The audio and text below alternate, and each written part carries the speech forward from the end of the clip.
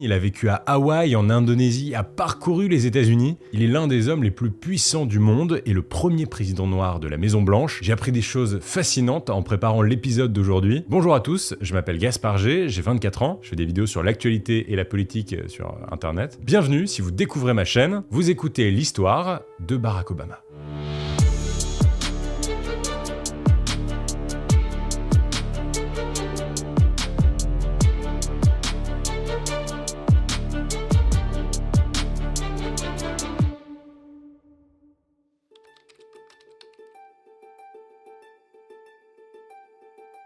L'histoire de Barack Hussein Obama commence le 4 août 1961 à Honolulu, dans l'état d'Hawaï, aux États-Unis. Anne Dunham, sa mère, est née dans le Kansas. Son père, Barack Obama Sr., est originaire du Kenya. Depuis quelques mois, le couple d'étudiants fait beaucoup parler de lui sur la petite île de Maui, où ils se sont rencontrés. Le problème, c'est que elle est blanche, et lui est noir. En effet, nous sommes dans une autre époque, au début des années 60, les couples mixtes, c'est-à-dire composés d'une personne blanche et d'une autre personne noire, sont très rares aux États-Unis. Mais les jeunes tourtereaux sont sûrs d'eux, ils veulent se marier. Madeleine, la mère d'Anne, donc la grand-mère de Barack Obama, est très opposée à l'idée, d'autant plus que des bruits circulent sur l'île. Barack Obama Sr. a une autre vie au Kenya, où il aurait déjà 2 enfants. Mais Madeleine n'a pas le choix, Anne est enceinte. Le jeune couple se marie en vitesse, puis direction la capitale, Honolulu, pour accoucher. Félicitations, c'est un petit garçon, et c'est décidé, il portera le même prénom que son père, Barack. Tout s'annonce assez paisible pour la petite famille, mais assez vite, un événement vient bouleverser leur routine. Barack Obama père est reçu à la prestigieuse université d'Harvard, dans le Massachusetts, pour étudier l'économie. Et Harvard, ça ne se refuse pas. Le petit Barack a 2 ans et ses parents se séparent. Avant de partir, son père assure qu'il reviendra, mais il ne tiendra jamais sa promesse. En fait, Barack comprendra plus tard que son père a refait sa vie au Kenya et qu'il a eu de nombreux autres enfants. Le jeune Barack ne reverra en vérité son père qu'une seule fois, furtivement, à 10 ans. C'est tout. Assez vite, après le départ de Barack Sr., Anna Dunham retrouve l'amour auprès de Lolo Soetoro, un étudiant indonésien à Hawaï qui projette de bientôt retourner sur ses terres. Alors, elle suit son nouveau compagnon à Jakarta, en Indonésie, en 1967. Le petit Barack Obama n'a que 6 ans et s'installe avec sa mère et son beau-père à l'autre bout du monde. 3 ans plus tard, en 1970, la petite famille s'agrandit. Barack a une petite sœur, Maya. Finalement, après quelques années en Indonésie, sa mère tient à ce qu'il reçoive une éducation américaine. Elle le renvoie alors à Hawaï. Barack a 10 ans, il saute dans l'avion, seul, retour à la case départ. Alors, je sais ce que vous allez vous dire, sa mère est restée en Indonésie, son père a déserté la famille, où peut bien aller cet enfant? Eh bien, c'est finalement sa grand-mère maternelle, Madeleine, qui accepte de le recevoir, d'assurer et de financer son éducation, mais elle prévient, elle fera comme si le petit garçon n'avait aucune origine africaine. Barack Obama grandit donc dans une famille blanche. Il en est convaincu, il est un petit blanc à la peau noire. Dans sa classe, on le surnomme Barry Obama. En fait, pendant son enfance, Barack Obama a du mal à trouver son identité. Les conflits ethniques sont très prononcés dans l'Amérique des années 70. Obama grandit dans une famille blanche qu'il aime, mais au sein de laquelle existe une certaine forme de défiance à l'égard de la communauté noire. En même temps, alors qu'il est scolarisé dans une école privée, fréquentée principalement par une élite blanche, le jeune Barack sent que certains de ses camarades noirs, eux aussi, ne sont pas traités comme les autres. Il s'interroge. Alors, sa mère intervient. Il ne faut pas que Barack soit coupé de son histoire personnelle. Il doit grandir en connaissance de ses origines. Et ça tombe bien, puisqu'en 1972, elle obtient une bourse d'études pour aller mener des recherches universitaires en anthropologie à Hawaï pendant 3 ans. Le petit Barack retrouve alors sa mère et sa sœur. Pendant cette période, sa mère en profite pour lui parler de son père, de sa famille au Kenya, de la culture afro-américaine. Elle lui fait découvrir Martin Luther King et la lutte pour les droits civiques. I have a dream that my 4 little children will one day live in a nation where they will not be judged by the color of their skin, but by the content of their character. I have a dream today. En 1975, sa mère et sa sœur doivent rentrer à Jakarta, mais Barack décide de rester avec ses grands-parents pour finir son lycée à Hawaï. À 18 ans, Barack Obama veut découvrir le monde, voler de ses propres ailes. Il quitte le nid familial d'Hawaï, direction la Californie. Nous sommes en 1979 et Obama débarque sur la côte ouest américaine. Il intègre l'Occidental College de Los Angeles, un établissement prestigieux de la ville. Assez vite, on remarque que ce nouvel arrivant a quelque chose en plus. Il est naturellement cool. Il est beau et il se laisse volontiers prendre en photo. En somme, Barack Obama devient le mec stylé de sa fac. Il est fêtard, curieux, hyper ouvert et il fait du basket. Dans la bande d'Obama, c'est sexe, drogue et rock'n'roll. On raconte que la cocaïne est une monnaie courante dans cette bande de copains. Au début de ses études, Barack continue à se faire appeler Barry Obama, mais progressivement, il a envie de se séparer de ce surnom.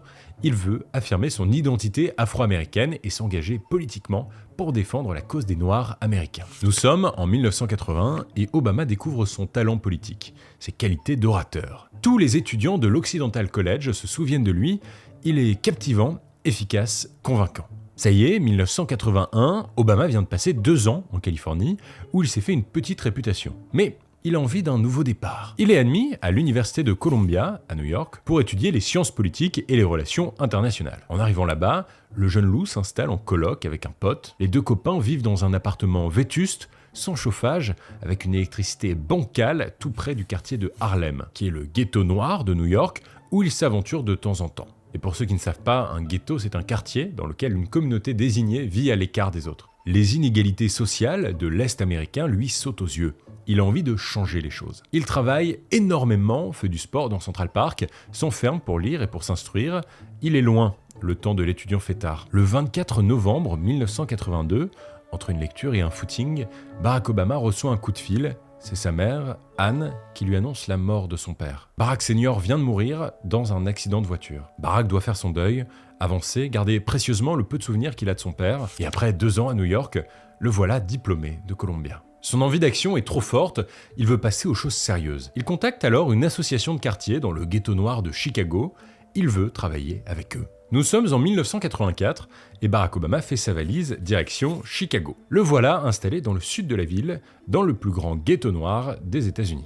Assez vite, il découvre la pauvreté, le chômage et l'importance de l'église au sein du ghetto. Il part donc à la rencontre des pasteurs du coin, les responsables du culte protestant, pour l'aider à trouver des solutions concrètes afin d'améliorer les conditions de vie dans le ghetto. C'est d'ailleurs à cette même époque qu'il commence à fréquenter une église dans son quartier et qu'il se convertit au protestantisme. Dans cette église, Obama rencontre un personnage fascinant, le pasteur Wright, qu'on appelle le révérend Wright. En fait, le discours du révérend Wright n'est pas que religieux, mais foncièrement politique. Dans ses sermons, il prend position par exemple contre l'apartheid qui fait rage en Afrique du Sud, cette politique de ségrégation ethnique qui sépare les blancs des noirs jusque dans les années 90. Par ailleurs, il défend aussi bien sûr la communauté noire américaine.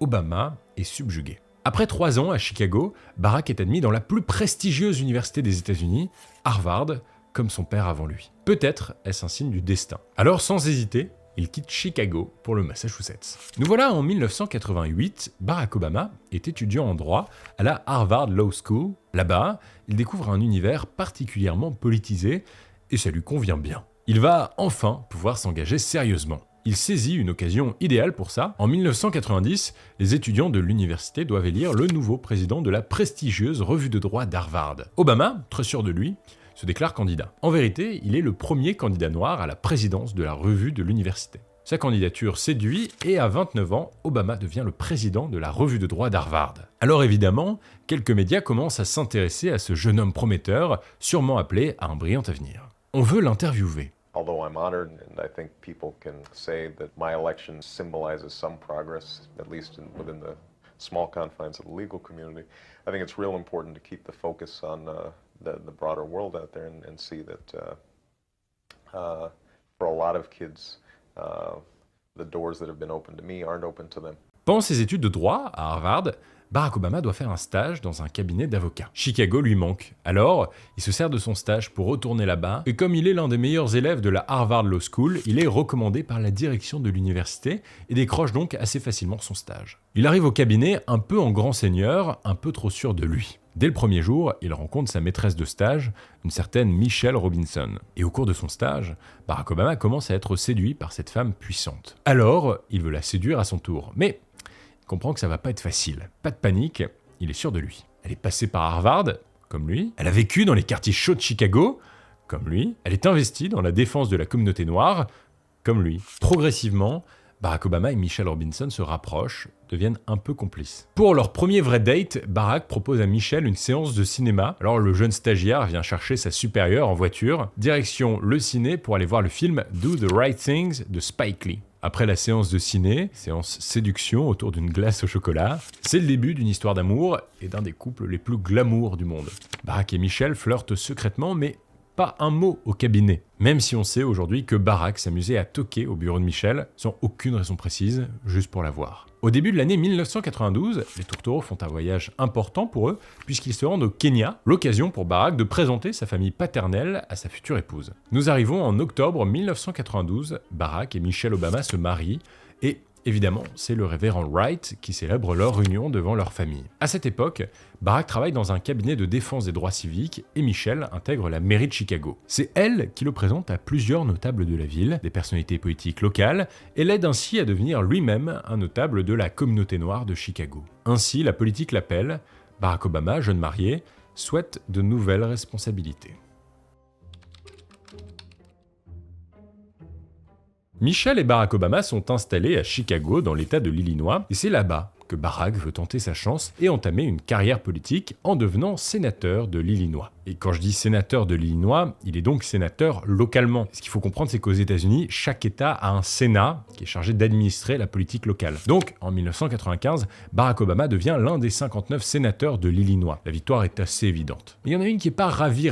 En fait, Michelle estime que le monde politique est un piège, qu'il n'aura pas de temps pour sa famille et surtout qu'il ne gagnera pas assez d'argent. Elle regrette au fond de lui avoir présenté ces notables de Chicago. Les jeunes mariés avaient fait des emprunts pour payer leurs études à Harvard, ils sont donc assez endettés. Et la politique paye bien moins que les cabinets d'avocats. Et puis, son nouveau travail est à Springfield, la capitale de l'Illinois. À 2 heures de Chicago. Il ne rentrera que le week-end. Le couple donc traverse une période de trouble, mais ils tiennent bon. En 1998, Barack et Michelle ont leur premier enfant, la petite Malia. Cet heureux événement renforce en fait la tension au sein du couple. Barack ne gagne pas assez d'argent et la famille vit sur les économies de Michelle, qui doit s'occuper de Malia en plus de son travail à la mairie de Chicago. Elle n'en peut plus. Elle demande régulièrement à Barack d'arrêter la politique. Cette situation n'a plus de sens, mais impossible pour lui. Il veut mettre les bouchées doubles. Alors, en 2000, Barack Obama se porte candidat pour devenir sénateur des États-Unis. En gros, il reste donc bien sénateur de l'Illinois, localement, mais il veut en plus être élu pour représenter l'État devant le Congrès à Washington, avec les représentants de tous les autres États. Et pour rappel, ici encore, le rôle du Congrès des États-Unis, c'est de voter les lois fédérales, celles qui s'appliquent dans tout le pays. Pour Barack, la bataille s'annonce compliquée. Son adversaire est Bobby Rush, un vieux nom des actions militantes pour la cause des Noirs américains. Un ancien Black Panther, le plus célèbre mouvement révolutionnaire pour la défense des communautés afro-américaines. Un débat télévisé est alors organisé et Obama se fait ridiculiser par son adversaire. I think what's important is that we have a chance now to raise expectations of voters in terms of what the congressman can accomplish in this district. I really wanted to. I certainly disagree with the Senator Obama. La stratégie de Bobby Rush est de montrer que Barack Obama n'a rien fait pour les habitants de la région, que c'est un petit étudiant de l'élite d'Harvard, élite blanche. Force est de constater qu'Obama n'est pas convaincant. Il perd donc l'élection. Et de toute façon, il va devoir arrêter la politique, parce que Michelle ne veut plus qu'il en fasse. Il ne gagne pas assez d'argent. Et puis, la situation est encore plus complexe, parce que depuis, il y a eu la naissance de la petite dernière, leur deuxième fille, Sacha, née en 2001. Et, vous l'avez donc compris, malgré cette défaite politique à l'échelle du pays, Barack Obama reste quand même sénateur de l'Illinois. De toute façon, il doit aller au bout de son mandat local. Mais bon, c'est noté, il n'ira pas à Washington. Pas maintenant. Mais même sans rejoindre la capitale, Barack Obama commence à se faire pas mal remarquer. On parle de lui dans tous les États-Unis. En fait, même en tant que sénateur de l'Illinois, il met sur la table des débats qui sont aussi très vifs à l'échelle nationale. Par exemple, en 2003, il est nommé président de la commission de la santé publique et des services sociaux de l'État. Et il fait ainsi passer 26 projets de loi pour la couverture sociale, pour les remboursements médicaux ou pour l'éducation des plus jeunes dans son État. Il prend aussi position contre la guerre en Irak, initiée par le gouvernement Bush en 2003. On parle beaucoup de lui, mais il n'a pas d'influence à l'échelle nationale, je vous rappelle. Il doit absolument se faire entendre à Washington. I don't oppose war in all circumstances, and when I look out over this crowd today, I know there is no shortage of patriots or patriotism. What I do oppose is a dumb war. Et ça tombe bien, puisqu'à la fin de l'année 2003, on lui indique qu'un nouveau poste se libère au Congrès. Son ambition le rattrape, cette fois, il en est sûr, ça sera la bonne. Il promet à Michelle, si ça marche pas, j'arrête la politique. Et cette fois-ci, Michelle le soutient dans son rêve et lui propose de l'aider pour sa campagne. Petit à petit, Michelle Obama commence à aimer le jeu politique et maîtrise tous les sujets. Elle prépare son mari et devient essentielle à la bonne image publique de Barack. En 2004, Obama est donc en campagne, une nouvelle fois, pour devenir sénateur au Congrès des États-Unis, et il prépare un discours très important, celui de l'ouverture de la Convention des démocrates à Boston, pour soutenir la candidature du démocrate John Kerry pour les élections présidentielles de 2004 face à George Bush. Ce discours, il l'a écrit avec l'aide de Michelle et l'a appelé « The Audacity of Hope ». Comprenez ? L'audace d'espérer. Il décide de prendre un angle fort et se présente comme un symbole de l'Amérique. En coulisses, il entend la foule, il sait que son avenir politique se joue. My father got a scholarship to study in a magical place, America, that shone as a beacon of freedom and opportunity to so many who had come before. Le discours de Boston est une bombe dans le paysage politique américain. Ça y est, le parti démocrate, pourtant en recherche de son identité depuis un moment, vient de trouver son nouveau visage. Barack Obama vend un nouveau rêve américain. Il incarne l'esprit démocrate dans tout ce qui lui manquait. Panache, fraîcheur, espoir. Barack Obama se fait un nom partout aux États-Unis. Comme une évidence, il est élu au Sénat des États-Unis, cette fois-ci le 2 novembre 2004. Il est une star, une icône de la politique. Les foules attendent beaucoup de lui. Thank you, Illinois! Thank you! Alors, pourquoi ne pas se lancer dans une aventure plus grande, penser l'impossible, avoir l'audace d'espérer ?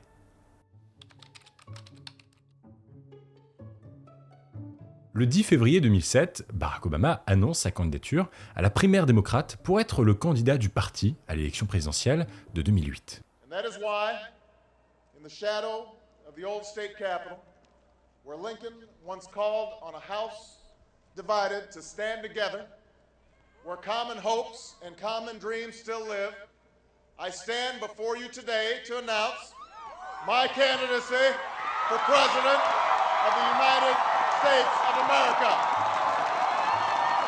Sa concurrente, pour représenter le parti, n'est autre que Hillary Clinton, l'épouse de l'ancien président Bill Clinton. Tout semble déjà joué, Obama n'a aucune chance. Hillary Clinton, l'ancienne première dame des États-Unis, est persuadée qu'elle installera bientôt ses cartons dans le bureau ovale de la Maison-Blanche. Mais voilà. Au fil des semaines, le jeune sénateur de l'Illinois est en train de renverser les courbes. Il est charismatique, il séduit les foules, les sondages s'affolent. Le 8 janvier 2008, il prononce un discours teinté d'espoir, le célèbre « Yes, we can ».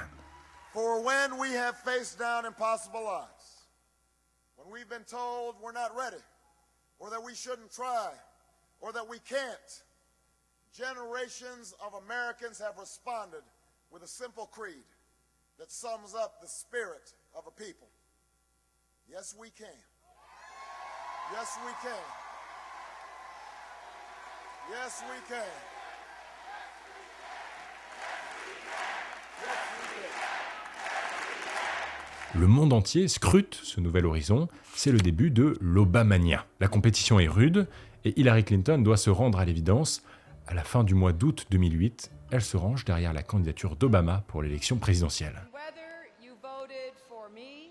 Que vous ayez voté pour moi ou pour Barack, l'heure est à l'unité, un seul parti avec un seul objectif.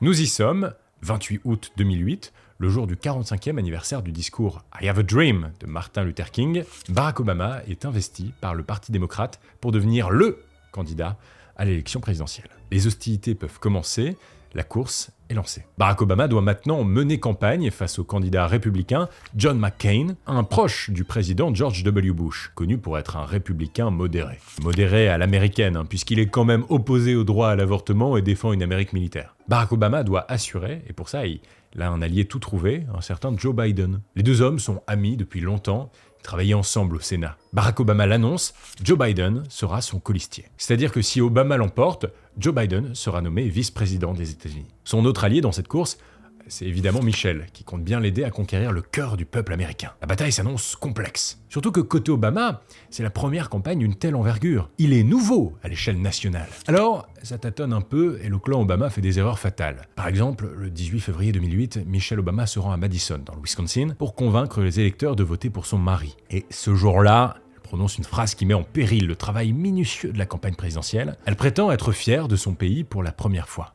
Hope is making a comeback. It is making a comeback, and let me tell you something. For the first time in my adult lifetime, I'm really proud of my country. And not just because Barack has done well, but because I think people are hungry for change. Ouais, sauf que dans un pays aussi patriote que les États-Unis, cette phrase est un véritable tollé. Et toute l'opposition s'en sert pour critiquer l'équipe Obama. Par ailleurs, un autre extrait vient bousculer le bon déroulement de la campagne. Une vidéo qui date de 2003 tourne en boucle dans les JT américains. C'est un extrait du sermon du révérend Wright, le pasteur qui était le premier mentor de Barack Obama, vous vous souvenez? Cet extrait sonne comme une violence toute particulière. And then wants us to sing God bless America? No, no, no. Not God bless America. God damn America. That's in the Bible for killing innocent people. God damn America for treating us citizens as less than human. God damn America as long as she tries to act like she is God and she is supreme. On commence à dire et on commence à penser qu'Obama ne pense pas vraiment ce qu'il dit, que son entourage révèle qui il est réellement. Le voilà dans une impasse. Obama doit prendre position car McCain commence à monter dans les sondages. Et c'est délicat parce que s'il condamne ce que dit sa femme et le révérend Wright, il risque un conflit avec la communauté noire américaine. Mais s'il approuve, il perd son image de rassembleur. Alors Obama trouve une troisième solution. Il organise un discours à Philadelphie le 18 mars 2008. Il condamne les propos du révérend Wright, mais il assume son attachement à cet homme. En fait, il retourne un peu la situation. Il assume sa double culture et demande à l'Amérique de se mettre face à ses propres contradictions. I can no more disown him than I can disown the black community. I can no more disown him than I can disown my white grandmother, a woman who helped raise me, a woman who sacrificed again and again for me, a woman who loves me as much as she loves anything in this world, but a woman who once confessed her fear of black men who passed her by on the street, and who on more than one occasion has uttered racial or ethnic stereotypes that made me cringe. These people are part of me, and they are part of America, this country that I love. Une nouvelle fois, il fédère. Fin de la polémique. Ça y est, l'éternel constat revient, Barack Obama incarne parfaitement le consensus américain. Il est soutenu par une grande partie des stars américaines, et même partout dans le monde, il devient le symbole de l'Amérique ouverte et progressiste. En fait, il parvient même à séduire des électeurs républicains, ceux qu'on va appeler les Obamakans. En octobre 2008, à l'occasion d'un débat face à McCain, Obama fait une promesse. Nous tuerons Ben Laden, nous tuerons Al-Qaïda. Cette promesse retentit dans le cœur de tous les citoyens américains, encore meurtris par les attentats du 11 septembre 2001. Résultat de ce travail, plus de 60% de participation à l'élection américaine, un record depuis les années 60. Le 4 novembre 2008, Barack Obama est officiellement élu en battant John McCain. Barack Obama devient le 44e président des États-Unis et le premier président noir de toute l'histoire américaine. L'accession de Barack Obama au poste suprême sonne comme un symbole d'évolution des mentalités dans une Amérique qui a connu pendant longtemps des mécanismes de ségrégation. Le soir de son élection, une atmosphère particulière règne dans Washington et le couple Obama séduit beaucoup. Un couple iconique occupe désormais la Maison-Blanche. Le 20 janvier 2009, il prête serment à Washington, au Capitole, devant une foule estimée à 2 millions de personnes. I, Barack Hussein Obama, do solemnly swear that I will execute the office of President to the United States faithfully. That I will execute faithfully the office of President of the United States. President of the United States faithfully. And will, to the best of my ability. And will, to the best of my ability. Preserve, protect, and defend the Constitution of the United States. Preserve, protect, and defend the Constitution of the United States. So help you God. So help me God. Congratulations, Mr. President. Une fois installé à la Maison-Blanche, après quelques jours de frénésie, le couple Obama remet bien vite les pieds sur terre. Leur priorité, que Malia et Sacha aient une éducation normale, aillent à l'école, et une vie de famille, fassent leur lit. À la Maison-Blanche, sous Obama, on prend les petits-déj en famille. Le président normal, quoi. Et pour l'anecdote, une des premières choses que demande Obama une fois élu, c'est la construction du terrain de basket à la Maison-Blanche. Le premier mandat de Barack Obama est évidemment marqué par la crise de 2008. Alors le nouveau président américain imagine un plan de relance et de protection sociale. 31 millions de foyers américains vont enfin pouvoir bénéficier d'une couverture sociale. C'est ce qu'on appelle l'Obamacare, une loi votée en 2010, permettant à presque tous les citoyens américains d'avoir une couverture sociale minimale. Certains qualifient ce début de mandat comme l'action du XXIe siècle pour les droits civiques. Barack Obama séduit beaucoup d'Américains, mais une partie des citoyens est conservatrice et ultra-libérale. Pour eux, l'Obamacare, c'est du communisme. Donc Obama commence à être critiqué publiquement pour ses travaux. Par ailleurs, il ordonne le retrait progressif des troupes américaines d'Irak qui avaient été envoyées par son prédécesseur George W. Bush. En 2009, à l'occasion d'un discours à l'université du Caire, il affiche son désir de réconcilier l'Amérique avec le monde arabo-musulman en commençant son discours par un « Salam alaikum ». I'm grateful for your hospitality and the hospitality of the people of Egypt. And I'm also proud to carry with me the goodwill of the American people and a greeting of peace from Muslim communities in my country. Assalamu alaikum. Obama se veut symbole de la paix et de la tranquillité, et c'est notamment pour ça qu'il fait aussi un pas en arrière sur la politique d'armement nucléaire de Bush. Ce rapport à l'équilibre lui vaut d'être prix Nobel de la paix en octobre 2009. Et avec tout ça, les républicains conservateurs les plus farouches se liguent contre lui. À l'occasion des élections de mi-mandat de 2010, les démocrates perdent leur majorité à la Chambre des représentants. Obama doit donc gouverner dans une cohabitation. À la fin de son mandat, alors que l'atmosphère politique est tendue dans le pays, Obama dirige une opération militaire qui lui permet de fédérer tous les Américains autour d'une cause commune. Le 2 mai 2011, les forces spéciales américaines tuent Oussama Ben Laden. La promesse a été tenue. Pour beaucoup d'Américains, c'est une victoire. Obama lui-même déclare que justice a été rendue. Tonight, I can report to the American people and to the world that the United States has conducted an operation that killed Osama bin Laden, the leader of Al-Qaeda, and a terrorist who's responsible for the murder of thousands of innocent men, women, and children. Après ce premier mandat en tant que président des États-Unis, Barack Obama se porte candidat pour un deuxième mandat. Il mène alors campagne face au candidat républicain désigné, Mitt Romney. La période d'affrontement est ponctuée de 4 débats télévisés et assez rapidement, Barack Obama prend le dessus. Ainsi, malgré les polémiques autour de son premier mandat, il est réélu le 6 novembre 2012. C'est reparti pour 4 ans.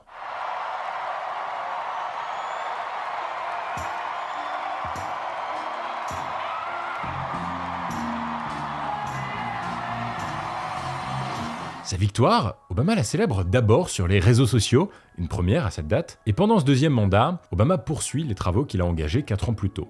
Il renforce le Obamacare, veut introduire une loi sur le contrôle des armes à feu et inscrit dans la Constitution américaine le droit au mariage pour les personnes de même sexe. Sur le plan de la politique extérieure, Obama assure le retrait des troupes américaines d'Afghanistan, il réconcilie les États-Unis avec Cuba, gouverné par Raúl Castro, le frère du révolutionnaire Fidel Castro, et il ratifie l'accord de Paris sur le climat, entre autres. Nous arrivons ainsi en décembre 2016, Barack Obama doit passer la main à un nouveau prétendant. Après 8 ans de présidence démocrate, c'est cette fois-ci un républicain qui l'emporte.